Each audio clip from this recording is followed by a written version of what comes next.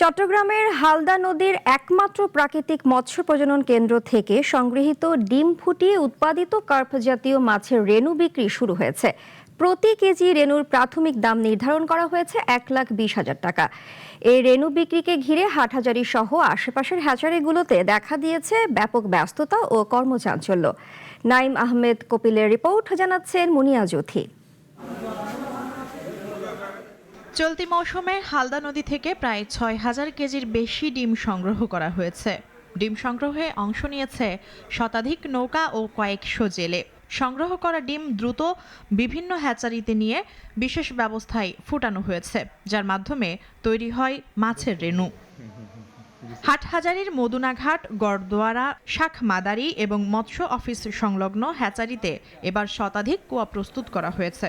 এর মধ্যে মদুনাঘাটে 18টি, শাখ মাদারিতে 45টি এবং মৎস্য অফিস এলাকায় 43টির বেশি কুয়ায় ডিম ফুটানো হয়েছে। এখন অধিকাংশ হ্যাচারিতে রেণু উৎপাদনের কাজ শেষ হয়েছে। দেশের বিভিন্ন জেলা থেকে মাছ চাষি ও ব্যবসায়ীরা রেণু কিনতে আসতে শুরু করেছেন। হালদা নদীর প্রাকৃতিক রেণু এবারের মৌসুমেও জেলে, সংগ্রহকারী এবং হ্যাচারি মালিকদের মধ্যে নতুন আশা জাগিয়েছে। এখানে 1 বছর ধরে আমরা এই ডিম সংগ্রহের জন্য অপেক্ষা করি। আজকে 1 বছর পর আমরা ডিম সংগ্রহ করছি। সকাল থেকে সন্ধ্যা পর্যন্ত কাজ চলে। আর এবছর ভালো ইনকাম। তুলনামূলকভাবে শাহ মাদারি হ্যাচারিতে সবচেয়ে বেশি ডিম আহরণ করা হয়েছে। পর্যাপ্ত পরিমাণ ডিম হয়েছে। আপনাদের যে কোনো অবস্থায় আপনাদের ব্যবস্থা যদি থাকে এসে নিতে পারবেন। প্রাকৃতিকভাবে উৎপাদিত রেণুর রোগ প্রতিরোধ ক্ষমতা ও বৃদ্ধি তুলনামূলকভাবে ভালো।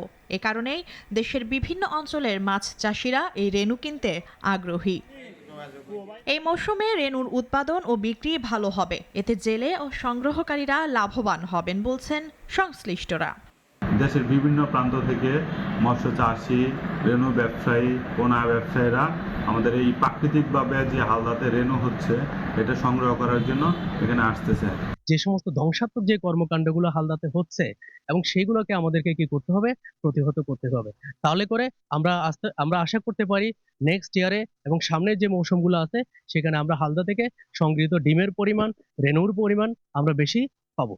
হালদা নদীর প্রাকৃতিক পরিবেশ রক্ষা করা গেলেও ভবিষ্যতে ডিম ও রেণুর উৎপাদন আরও বৃদ্ধি পাবে। এজন্য দূষণ ও অবৈধ বালু উত্তোলন বন্ধে কার্যকর উদ্যোগ নেওয়া হবে, এমনটাই প্রত্যাশা সংশ্লিষ্ট সকলের। মুনিয়া জ্যোথি, নাগরিক, ঢাকা।